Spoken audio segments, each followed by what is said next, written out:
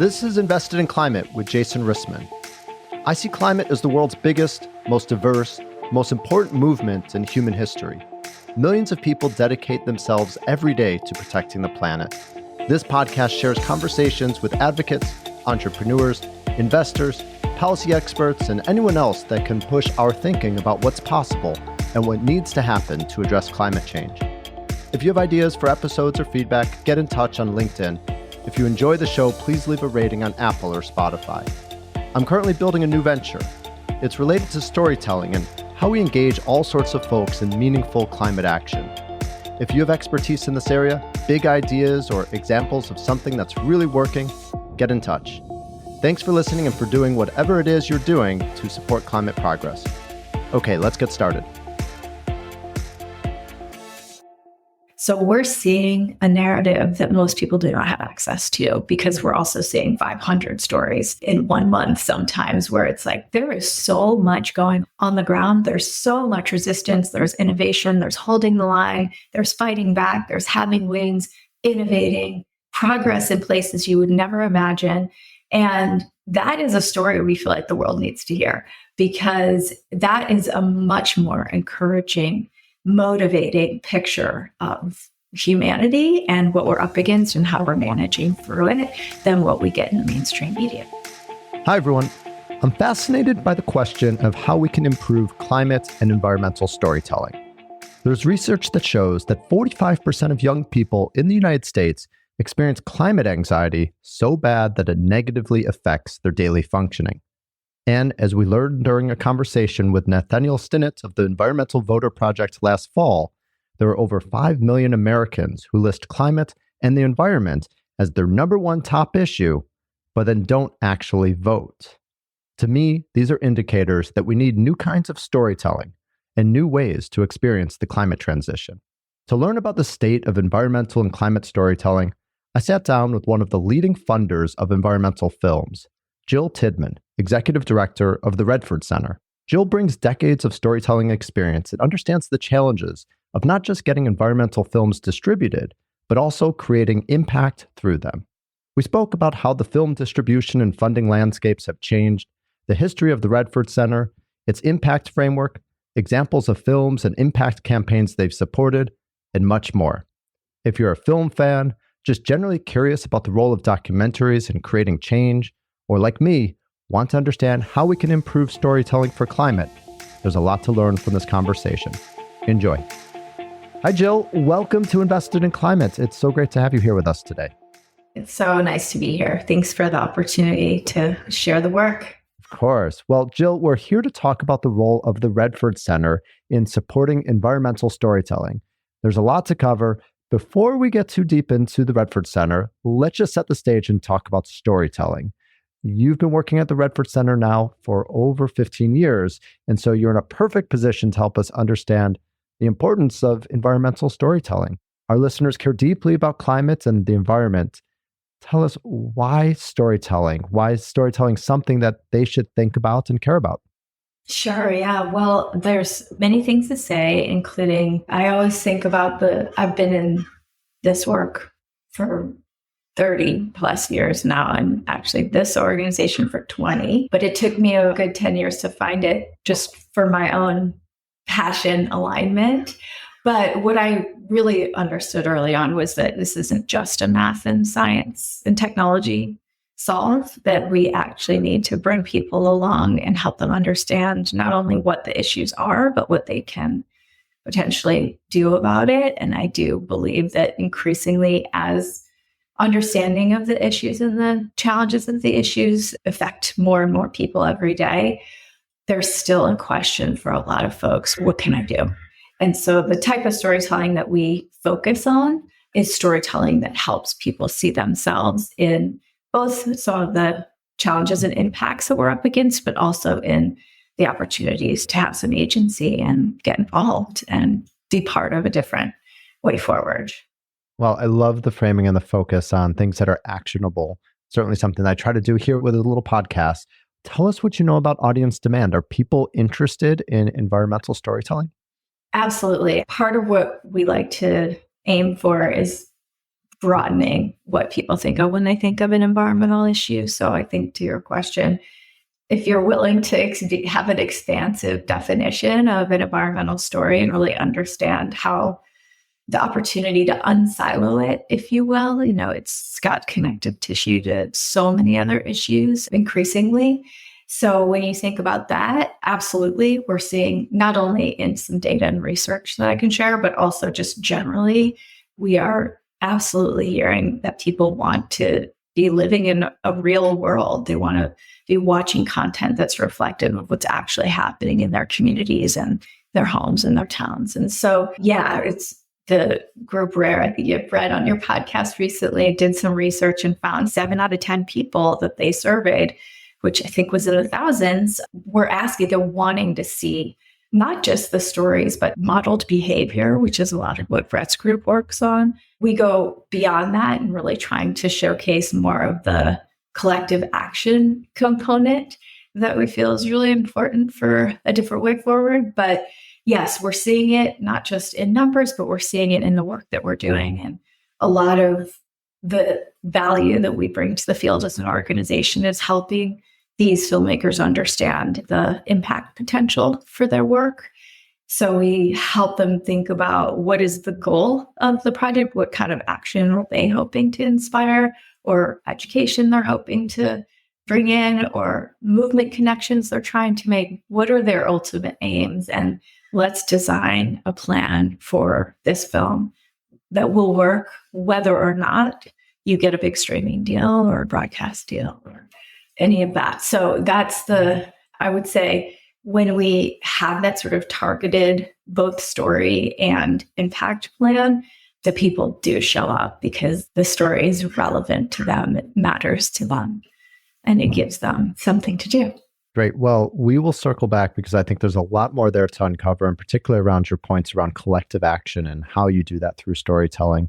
Let's go back and talk about the Redford Center. Redford is going to be a familiar name to most people, but tell us about the history and the story behind the organization.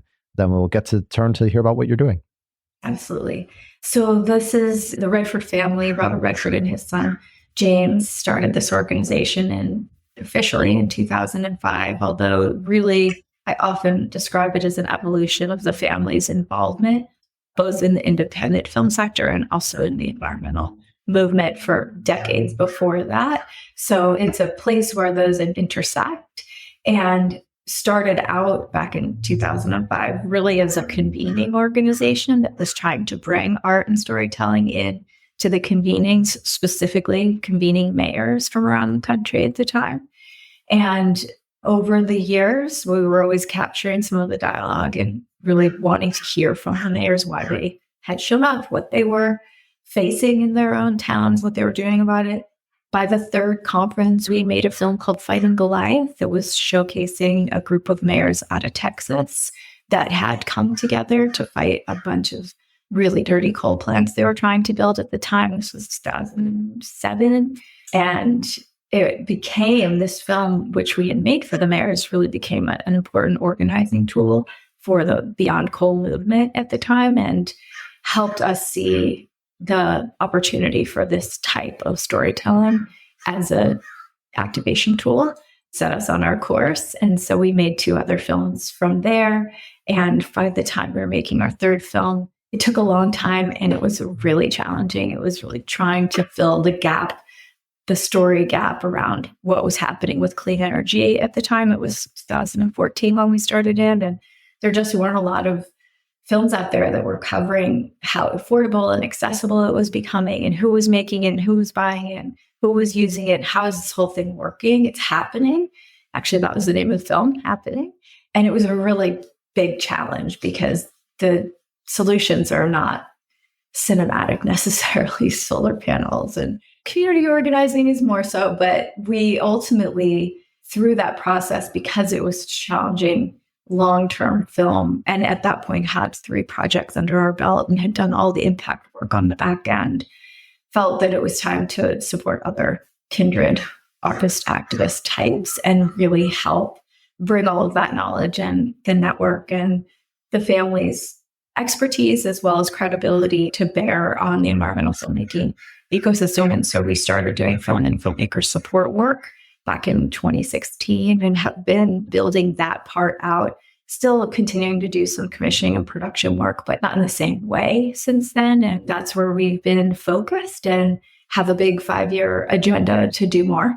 I'm happy to share more about that if that's of interest. But yeah, it's been, an evolution in a space that still needs a lot of attention and support. So constantly looking to see where we can adapt and pivot in our own work to meet the moment in a different way. Great. So it sounds like since 2016, you've been supporting other filmmakers. I'm curious, how has that support evolved based upon what you've been learning in these past 8 years? So I'm curious, what's been changing both in terms of the needs of those filmmakers as well as the needs of the environmental movement? Yeah, great question. So the work we started with was grant making as well as fiscal sponsorship. So we were the time grantee of the New York Community Trust. They had funded the impact work for our second film, Watershed, about restoring the Colorado River Delta. And it was through that program officer's understanding of our desire to do more for other artists that we were invited to submit an idea to do some grant making. We're not an endowed nonprofit, so we had to raise that initial and still have to raise all the money that we give out. But it's important that we do because there's so few places for environmental filmmakers to go to get funding. They often end up funding themselves, which is a big part of what we're trying to shift for the field. But they ask friends, ask family, don't pay themselves. And so we started our grant making program to, at the time, give them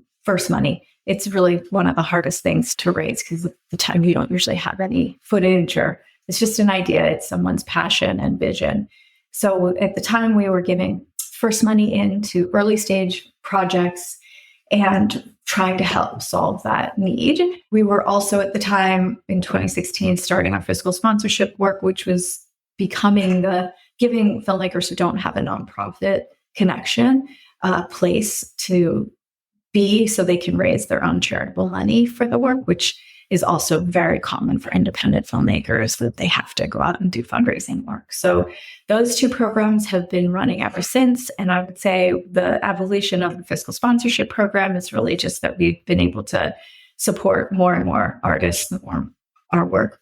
And the opportunity for fiscal sponsorship becomes well known in the filmmaking field. The grant making has evolved quite a bit though. So once COVID happened, we were just about to do an open call, I think a third open call for projects. And it was not clear when artists were going to be able to get back to work. And so we opened it up to all stage production. So you could be in early production or development. You could also be almost done. And once we did that, what we realized was not only as an organization could we be helping get more films out into the world on a much more regular basis, which has been a big part of our strategy. It's just consistent new storytelling on this topic for folks. But it also allowed us to support just a much bigger diversity of stories and have a better sense of which ones were really going to be poised for impact, which is our first screen always as an environmental organization, is which of these films do we think are going to finish? Because that's always the question. And then when they finish, are they going to be poised to do what they ultimately want to do in the world? And so it's a little bit easier to do those evaluations once the film is a little bit further along.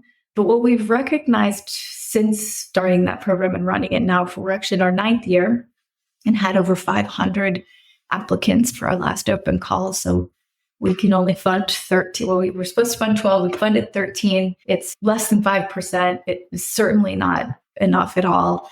So we're looking to build out some public sort of support and programming where we can for the other 95% to help them think about impact and how they can be more surgical about some of the choices they're making if they do care about impact. We are also looking for other ways to support projects because now being one of the only organizations in this country that funds environmental films specifically, it prioritizes it. I probably get pitched 2 to 3 projects a week. that I cannot do anything about because the open call is every other year. So we're building out some additional funding pathways for other projects and also trying to find ways to bring donors in that might have very specific funding needs. That maybe they're an oceans funder, or they're plastics or coal, and we don't necessarily have a film like that for them to support. Trying to build out some ways to capture that funding as well for the projects, because even if we don't have something being actively funded on those topics, we can certainly at this point find those films. Thanks for that overview. Jill, you've got such a broad reach across environmental storytelling, focusing on all sorts of different problems and opportunities. And I'd love to pick your brain on this. There's sometimes a debate about approaches and what works best. And I'm curious, for you and your team and the experience that you've had, is it about creating urgency through raising alarm? Or is doom and gloom storytelling too much for people already living through such severe impacts of our ecological crises? I'll just share my personal view, which is that the alarm bell has been ringing for many, many, many years now. And I think it has left people in a place of saying, okay, but it's so big now. How is anything that I'm going to do if I'm not in the movement? What does it matter that I do? This is so big. And so our approach has been, well, here's what I'll say is we sit in a place of looking for these solutions forward stories. So we're seeing a narrative that most people do not have access to, because we're also seeing 500 stories in 1 month sometimes, where it's like, there is so much going on the ground. There's so much resistance. There's innovation. There's holding the line. There's fighting back. There's having wings, innovating, progress in places you would never imagine. And that is a story we feel like the world needs to hear, because that is a much more encouraging, motivating picture of humanity and what we're up against and how we're managing through it than what we get in the mainstream media. So on some level, we're trying to tell a very different story collectively through the work, that not only are we not disengaged as a society, but we're creating the map for how to solve this thing, community by community. So when we think about the historical archive, if you will, of all of these films collectively and the stories that they're telling, it's not just the archive, it's the playbook. Because these communities that are living closest to the problems and impacts, they're being forced to figure it out. And they are. And so that is, for us, that more hopeful view is what we feel is missing, is a big missing piece in terms of the cultural conversation. And it's not something that is easily accessible right now for most people. So it's part of why we feel so dedicated to the work. So it's not to say that we don't also focus on the challenges or depict what's problematic, how people are being harmed, what's happening in these communities. It's just a much more balanced story. So it's the problem and some of the actions, the solutions at play. Thanks, Jill. Of course, the impact that you create is directly related to just how many people you can reach. And over the last 20 years, the distribution system has changed a lot. How has it impacted the opportunity for filmmakers as well as for the Redford Center's work? Yeah, we're in a really down moment, I'll say. In fact, I was on a call right before this with a friend who's in a similar role as me, and they were talking about how challenging it is, how much more challenging it is now even to fundraise, because the funders are saying, well, who's going to see this? Where are they going to see this? So it's a negative feedback loop in a lot of ways for these artists. I think what I can say is that the folks that I know that are still making work have had to be so resourceful all along the way that they're figuring it out. There are some new models being built through self-distribution type models. There's, I would say, an approach of we have to prove there's an audience for this first. That's starting to happen in the industry. But again, my experience with this community is that they are so committed to the work that it hasn't stopped. I don't think I'm seeing people not making work. I think what I'm seeing is people saying, once I complete this, I might need to just move on, versus sticking with it in a different way to get it out there, because it's requiring so much innovation and adaptation, if you will, inside the industry. But we are seeing some new models showing up. I think they're still really being piloted. And I also think that the industry is going to figure this out one way or another because they ultimately need to serve their audiences too. I think it's just a question of what they're curating. And so there is a big push in the environmental filmmaking movement, if you will, to try to debunk the myth that there is not an audience for these kinds of stories so that it can be a more strategic business tactic for Hollywood, the film industry, if you will. But that's long-term work. But there are more and more people inside the industry recognizing it, working on it. There's some clear leaders like Netflix and NBC that are really showing up and forming coalitions and bringing in groups like ours and doing some of that collective action even inside the industry. So it's hopeful.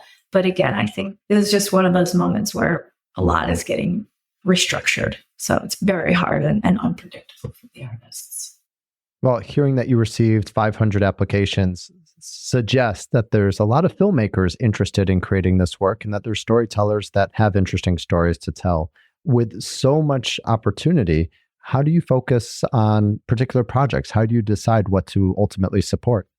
We make it really clear in the application process. We're looking for films that are committed to having an impact on the issue, not just having a film made, but actually utilizing the film as a tool. So that's the first screen always is what is the vision, the impact vision and impact opportunity of any story. We're also really looking for fresh, new stories. There's sadly a lot of the same stories, things we know continue to happen that haven't been fixed.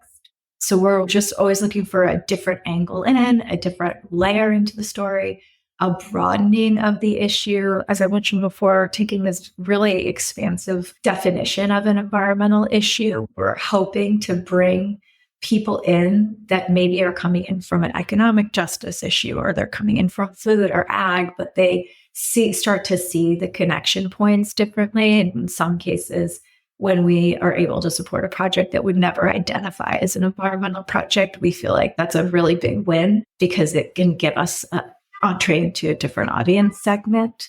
So we look for that. We look for very human focused stories, which isn't always the case in conservation filmmaking or even some of the Slicker Blue Planet series, some of the nature docs and that so we're very much looking for films that have humanity as part of the system that they're working in. And the more intimately you can get to know the subjects in the films, it becomes just more entertaining. That's what we as humans like to see and connect with. So we definitely look for those strong, if you will, character-driven stories. And then we have an impact framework that helps us assess the different levels that we're looking for, as well as a real commitment to making sure that the artist has a relationship with the subjects in their film that is authentic and accountable, and that the folks in the film have agency in how their story is being told. Let's double click there. When we first spoke, I was really impressed by you having an impact framework and the details. Tell us more about it. We'd love to learn what the impact framework is and how it works.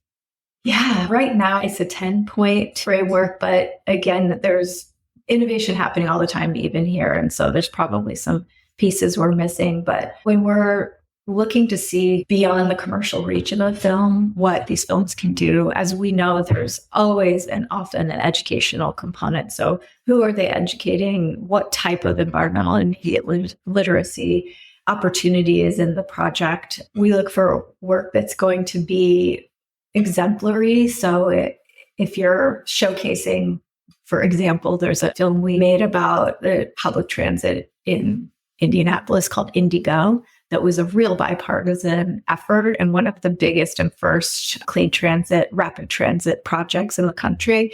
That once this film got out, other communities started calling. How did you do it? They wanted to do it too. So these sort of replicable models that help people see a way forward. We really look for films that are, in some cases, designed for community engagement so that they are conversation starters. They are helping community members speak to their neighbors about the issue, helping folks understand more deeply of what they may be at risk for and how they can combat it.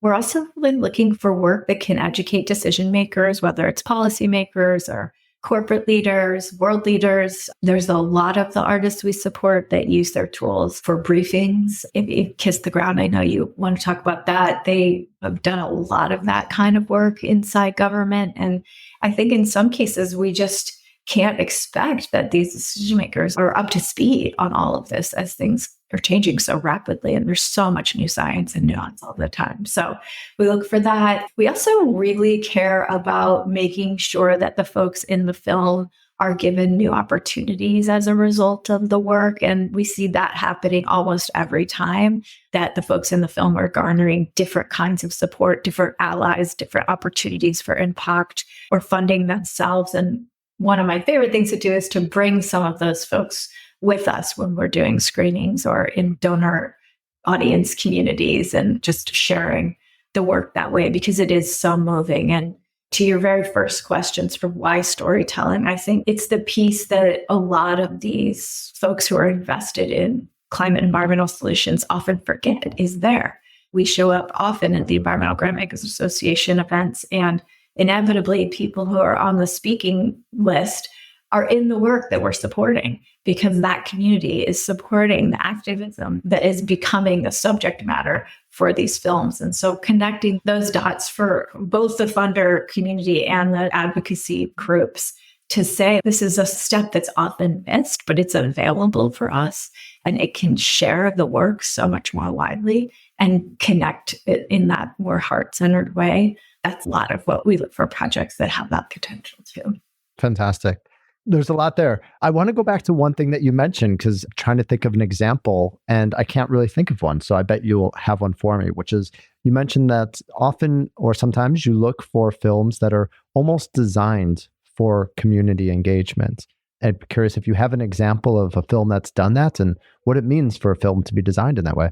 Yeah, so there's a really beautiful film that was made called We Still Here. It was made by Puerto Rican filmmaking two brothers who made this film about the just recovery efforts that happened in Camaro, Puerto Rico, right after Hurricane Maria happened. And it was a really beautiful, almost a parable, how they started to bring the community together to rebuild. There was not a lot of government support coming after that happened. And as they were making it, they were also creating sort of a tour, a solar powered film tour that they could then take that example of what was happening in their community into other communities in Puerto Rico as they were in need of rebuilding and recovery. And sadly, 5 years later, Hurricane Fiona came, and they had this beautiful film that was in some ways almost designed for that moment, because it was a showcase of what to do. So that's just one example. There are so many, but I think oftentimes when we see a community activated like that, and we see a storyteller who is connected to the work as well as their artistry and puts them together and starts to capture that, those like living case study examples, but you're watching people in action and leadership in action.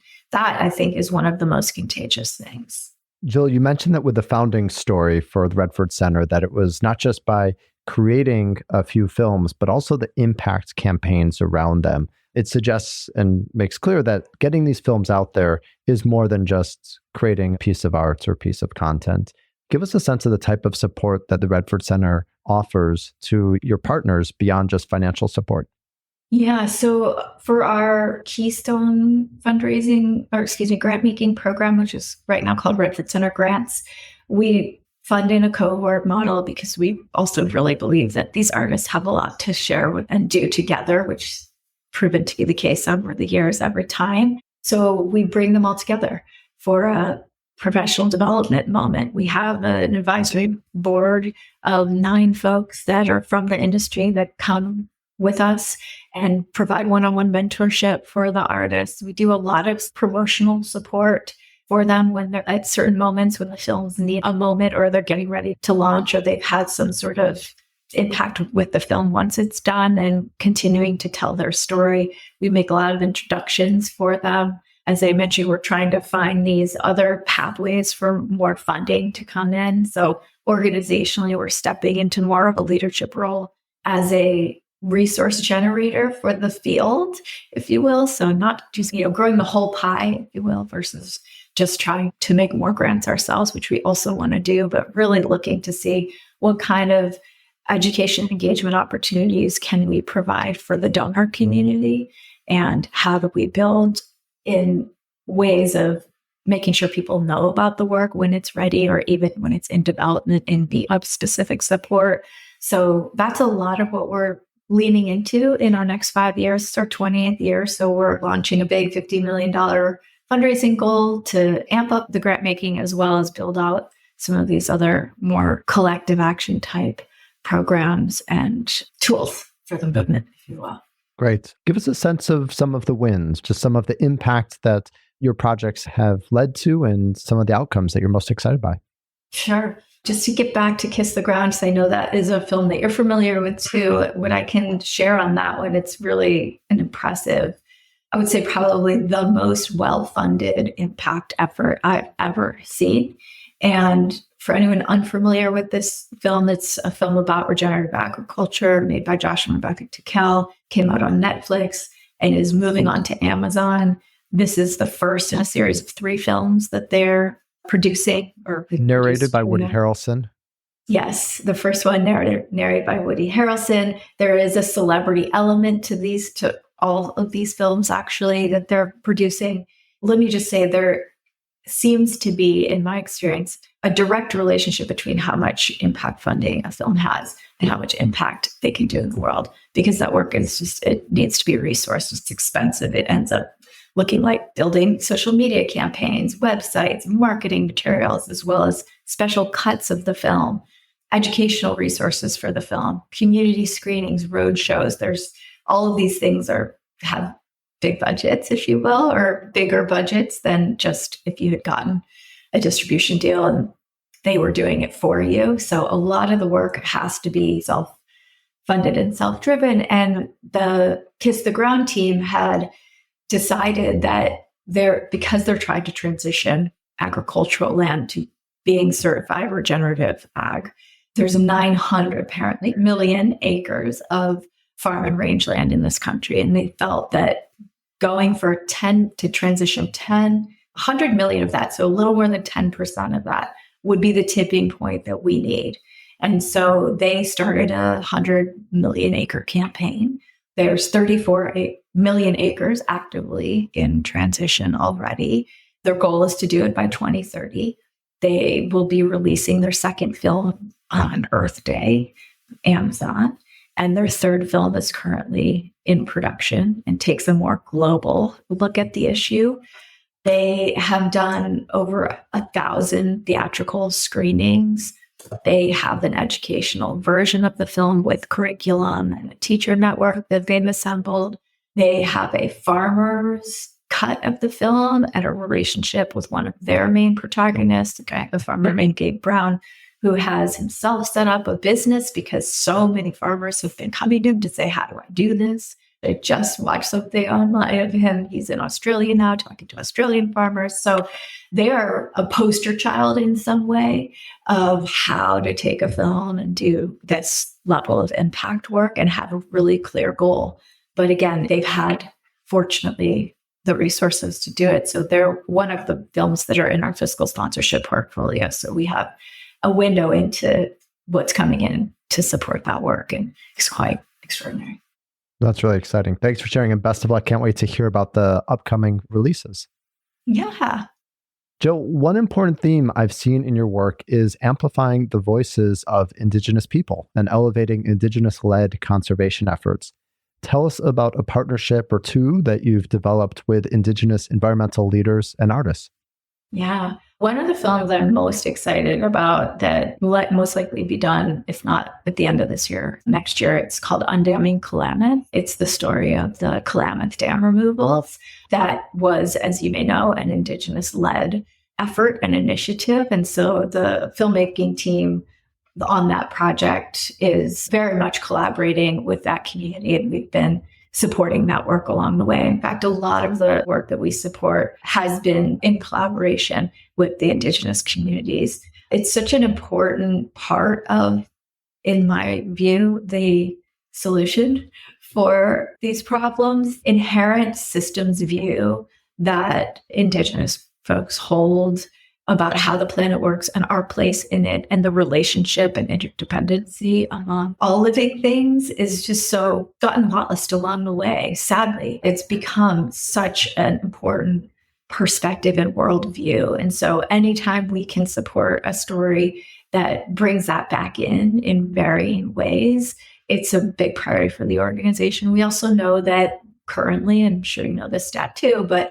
Indigenous people make up about 5% of the global population, and yet they are stewarding about 80% of the remaining global biodiversity. So we have an obligation to support that in the way that we're thinking about all of the rewilding and restoration and safeguarding that's happening, and to really be students, if you will, of that approach. And so one of the projects that we took on last year in collaboration with the Helen Gurley Brown Foundation and Pat Mitchell and a group called Project Dandelion, which is a loose member network of about 9,000 women climate activists around the world that are really trying to show this other way. We curated a shorts collection of 4 projects showcasing Indigenous women-led global climate solutions. And the films are now all complete, and we're in the conversation with them about how to get them more of the money that they need to continue to use the films to do the work that they're trying to do. One of them is about an Indigenous women-led and comprised patrol team in Sumatra, Indonesia, and their efforts to protect the forest and to preserve the tiger in that area. And so that it's such a beautiful story. And these women are so humbled and so grateful to be able to do that kind of work in their lives. And it's just showing the opportunity, I think, for women in that community to be first and foremost out of oppression and into an empowered state and taking back their forest community. There's another really special film whose name I can never pronounce, but it's Kenananawi. It's about scene protectors and a community up in New York, that Indigenous community that has been for many, many, many generations preserving and protecting these original seeds. It's just such a reminder of the role of seeds in life in general and at every level. And they ultimately are able to return some of the seeds to other communities in this country. And it's such a rich, beautiful story. It's actually going to be on PBS in the fall, and would encourage everybody to see it. We also have 2 other films in the collection that are really around forest protection and showcasing how, in one case in Chiaran, Mexico, the community decided to really just sort of design a whole new way of working together that was a flat, non-hierarchical, we're all just in this together to protect our community and ourselves model. That is one of those stories that I was mentioning earlier that just shows us a different way to come together. So anyway, that was a new initiative for us to focus specifically on that type of leadership, kind of thematic leadership. And so we're in an internal conversation about how we can now use this collection as a collection to start to share that work. So that's a very fresh example of that effort. Yeah. Fantastic. Thanks, Jill. Looking into the future, Jill, it's fair to expect more extreme impacts from climate change, pollution, and our biodiversity crisis. And so the role of filmmakers and getting those stories out there seems to be more important than ever. And yet you've outlined some real challenges for distribution and for funding. Curious how you see the next few years. You mentioned that you've got a 5-year plan, and you're also thinking at an ecosystem level of bringing in some new models. What do you look forward to in the next few years, and what do you see as the Redford Center's role? I do feel our role is bringing everything that we've done and learned and the network that we have generated and supported along the way, bringing all of that to bear to really help position this form of art and activism into more mainstream conversations about tools that we need to stay educated and motivated and connected as a human race. I think that for sure is one of our biggest goals, is to just elevate the profile of this type of work and for folks to see it as part of our solution set in a very different way and to resource it as part of our solution set and deploy it. So that is the pinnacle for us as an organization, really looking at where we are, particularly in this political moment. There's an initiative that's evolved from being more of our sort of civic engagement work in helping folks understand why it's important to vote your environmental values. It's now being called bridging values, because what we're seeing in the work is it's another example of what you hear in the mainstream media and what's actually happening in communities and the dissonance there. So we hear this, and a lot of us feel it's really polarized, divided country. But what we see in the work is folks coming together around shared purpose and values, with or without the same political ideology, with or without the same motivations, but ultimately after the same things. And so we're in the process of, we've identified 10 of the films that we've either made or supported that showcase, how people are working together in community to get this done. And that it's ranchers coming together with environmentalists, coming together with faith leaders and business leaders and elected officials, and everybody pulling in the same direction. It's super encouraging and it's very real, but it is not the story that you're hearing in the news or in mainstream media at all. And so we're really working to help people, again, just see this other reality that exists. So I'm very excited about the Bridging Values work. I'm also really excited about helping folks who have philanthropic means, who care and are already investing in these issues, see the opportunity for them to expand that into film. We often say, if you have an investment portfolio around climate for environmental solutions and you don't have anything in the culture space, you're just missing out, because we can't do it without culture, or we would have done it by now. Jill, I'd love to go deeper into the bridging values. I think you touched upon something really interesting there. Polling shows not only that there's a very broad bipartisan support for environmental and climate action in many different ways, but also that across the US, there's a massive underestimation of that support, that people underestimate how broadly held, how shared those values are. And it points to perhaps a role for storytelling, or perhaps a struggle that storytelling has had in really becoming in some ways a victim to the assumption that we are polarized around this issue, when in fact we're not that polarized. Curious how you see the role of storytelling in addressing that, and perhaps what storytelling can do so that we can improve that mischaracterization of support.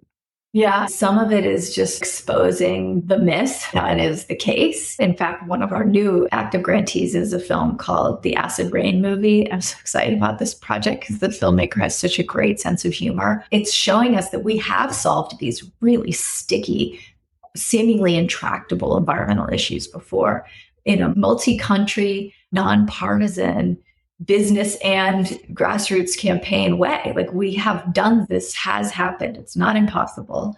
So some of it is just reminding ourselves that we can, that we have, that it works, and we know how to do it. I also think that we just need to be more connected in our humanity. And I think so much of the messaging that we're getting right now is that we're not. But most people really do care about the planet being healthy. They really do care about clean water, clean air, clean food. It often hits some of the hardest impacts hit around health. We see entry point in the sort of environmental health space, because that's ultimately where some of the greatest impacts, and also increasingly dislocation or migration. We're starting to see those themes really showing up in the work, where people and animal populations are being displaced regularly, and asking questions around what is home and what does home mean, and isn't home partly our human community and our non-human living community? Isn't the planet our home and all of these relations that we have? So there's, I think, so much that storytelling, particularly storytelling through film, can do to reconnect us. There's, in addition to the Bridging Values effort that we're launching, we have a longstanding effort around nature connection. And I think that is the other one of the foundational narrative strategies for us, is just to really ultimately remind people about those, the interdependency. If the planet is healthy, usually we are healthy. There's this, rather than Walt Kilmer has this amazing quote that I feel like is just foundational for all of us, which is that all flourishing is mutual. So if we're doing okay, the planet's doing okay, we're all going to be okay. But what we're seeing now is that the planet is not okay. A lot of people are not okay. And I think that there are so many stories that are getting at those themes in the work. I think it's probably people getting reconnected themselves with some of those basic truths. That is what I'm seeing all over the place. And it's so cool to see it showing up in such a variety of stories. Again, I think this is just work that is not being looked for, looked at, distributed, curated by mainstream sources right now. We're getting served up the true crime and salacious celebrity content and all the things that are also appealing, I would say, to us as humans, but it's so out of balance in terms of the other types of storytelling that can just help us feel more connected. Jill, thank you for the important work that you're doing and for your time today. Thank you, Jason. It's been a pleasure. Thanks for joining us for this episode of Invested in Climate.